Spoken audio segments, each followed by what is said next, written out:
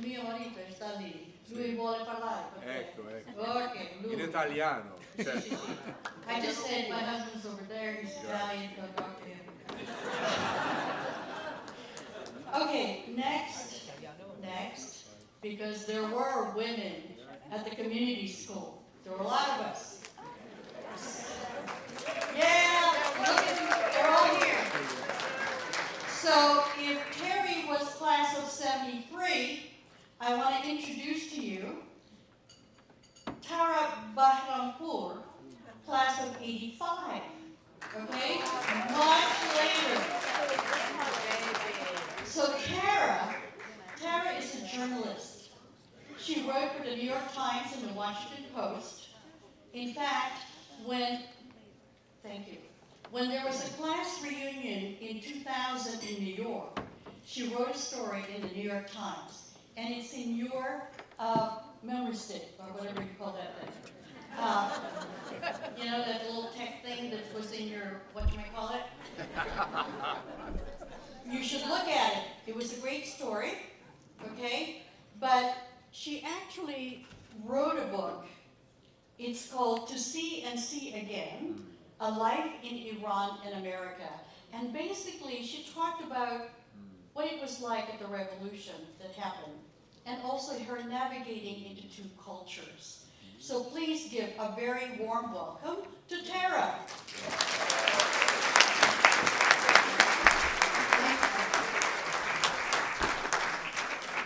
Thank you. I don't actually know how to operate this, so if there's a button I should press. No, when you're ready, we'll start it. Oh, okay. Actually, you just hit the B button. B.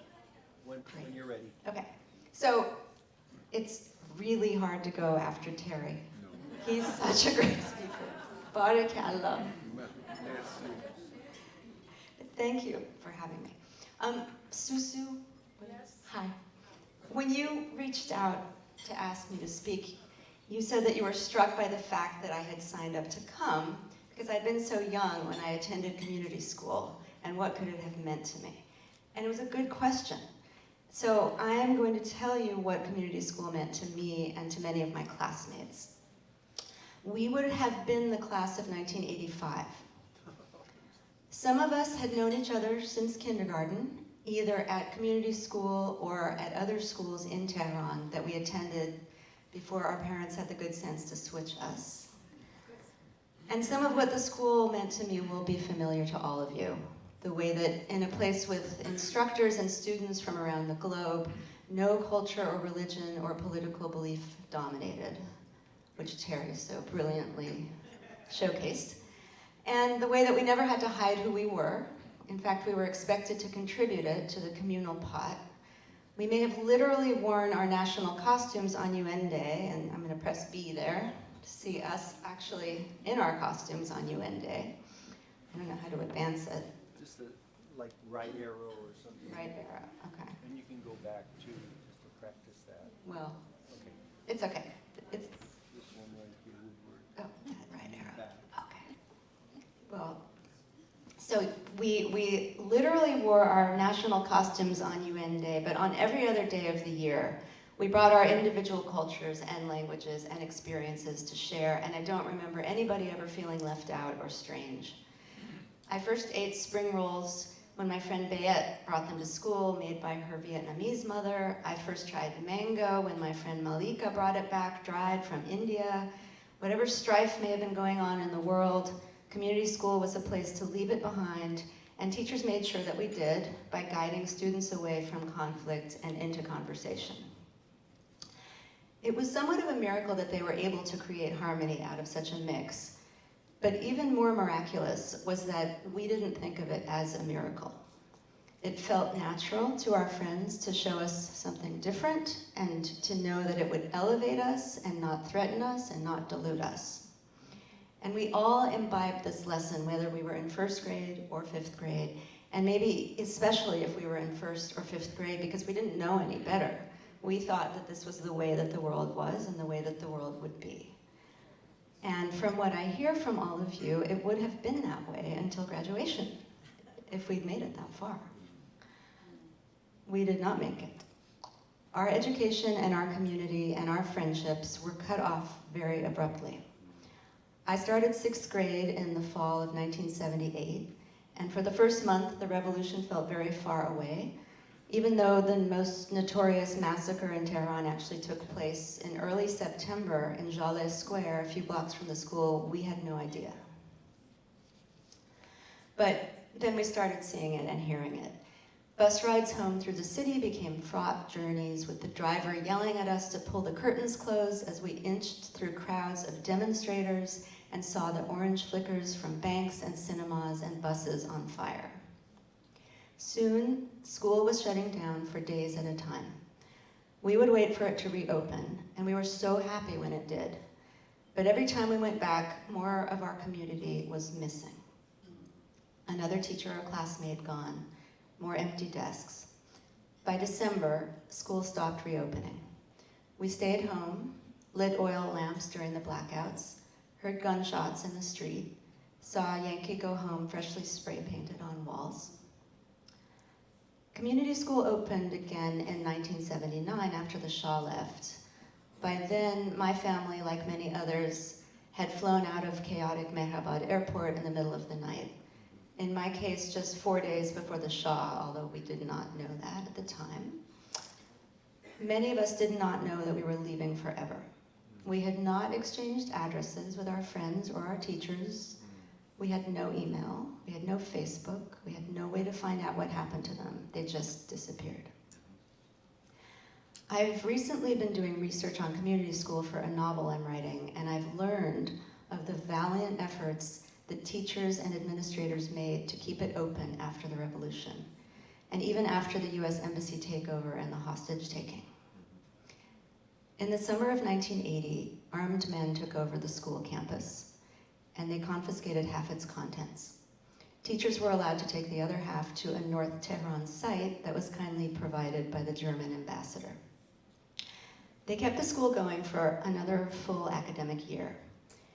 These teachers negotiated with the new Ministry of Education, navigated surprise government inspections to make sure they were keeping boys and girls separate. The American teachers who were there at the time came to work each day knowing that there was a real danger that they could be picked up by armed zealots and added to the hostages at the embassy.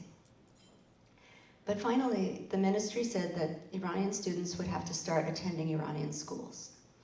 In the spring of 1980, nearly 5 decades after it opened, community school graduated its last class with about a dozen seniors, and then it shut down forever. Amid the ocean of all that was lost in the revolution, all the lives, the livelihoods, the families torn apart, the possibilities for what Iran and Iranians could have been, it might feel small to mourn the vanishing of one school. But it was a loss. You all know that. And we who were 11 or 12 in 1979, we knew it deeply. Adolescence is a time when we first begin to see ourselves in the context of the broader world outside our family. When we first start to walk around our city with a sense of independence and ownership. When conversations with each other and with adults take on more nuance and complexity. Imagine us that year, new middle schoolers, buying our books at the school store and memorizing our locker combinations. Listening to Love Potion number 9 in Miss Flaherty's class, and learning about Sir Thomas More in Mr. Pulford's class, and about metric measurements in science, and someone can maybe remind me of that teacher's name. What? Thank you. Karen Apple. Okay.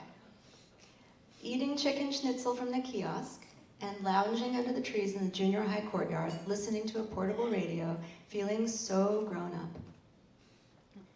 Sometimes it is the thing you get cut off from that sticks with you the most. I remember more details of that truncated 6th grade year than I remember from any other academic year before or after. The only school notebook I kept throughout my life was that one. And more recently, thanks to the internet, I have found classmates from my year at community school who felt the same way. For us, a reunion like this is bittersweet.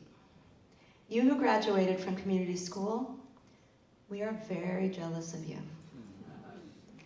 We did not get to fill out Mr. Rosashi's blank world map, or study the Bible as history, or take the field trip to Persepolis. We didn't even get to pick up the yearbooks we ordered at the beginning of 6th grade that we were so excited about.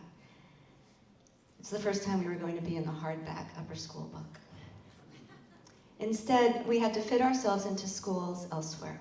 In my case, a suburb of Portland, Oregon, where everyone dressed and acted alike, and self-preservation meant not standing out, not showing who you were or where you came from, especially if it was Iran during the hostage crisis. Even if you did all the right things to fit in, you were not always safe. My friend Lynn Meir told me this morning about how at age 14 she came home from a basketball game to find INS agents with handcuffs in her living room in New York. They had come to deport her because she was undocumented. And her mother literally sweet-talked them out of it by serving them homemade pistachio cake and saying, "You're not going to take away my little girl." For classmates who stayed in Iran, self-preservation also meant conformity to single-sex Iranian schools where boys were in danger of being sent to war and girls had to wear tight-fitting maghnaes over their head, and everyone had to undergo interrogations about whether they prayed and whether their parents did un-Islamic things at home. Here's a memory from my friend Patty Namazi, who's unfortunately not with us tonight, but she stayed and attended an Iranian high school. And she sent me this memory. She said, on the anniversary of the revolution at this high school, they drew flags of the US and Israel on the ground, so each student would walk over that. They burnt these countries' flags. I was shocked and horrified. And at the time, Patty couldn't understand why she was so upset. And then she realized why. She said this, "It took me back to a community school international day in 5th grade, where we were entrusted to carry the flag of each country our school represented. We were reminded to hold the flag high, to not let it touch the floor. That would be a sign of disrespect." So imagine going from revering to burning other countries' flags. But even if we didn't have to walk on flags, most of us found, and I know a lot of you have talked about this as well, that no other school ever lived up to the standards, academic or moral or vision expanding, of community school. And yet, even though we had to leave community school, it didn't ever leave us. When I later connected with my friends, I learned how deeply the school had embedded itself in all of us, despite how young we were. I see it in the careers many of us chose. Settling international disputes, starting a nonprofit around women peace builders. Parry curated a photography book called Being Iranian with submissions from around the world. Lynn is a social worker serving undocumented immigrants as she once was. I see community school in our multicultural relationships with friends and spouses. I see it in the lessons and stories we pass on to our children, and in the strong connections we still have with each other and with other alumni. And I see it in the gratitude we share, that we got to experience just enough of community school that it stayed with us. If in this book I'm writing about a community school teacher during the revolution, if I am able to depict even a fraction of what the school was, I will feel like maybe I was able to do some little part in helping to preserve it. I know others are also working on written and photographic and oral histories, which I'm so glad about. We are among the last people who will remember community school. A reunion like this reminds us all, whether we attended in 1959 or 1969 or 1979, that we have a responsibility to take what we learned there and to do our best to keep it alive. And it reminds us of how very lucky we all were to have gone there. Thank you.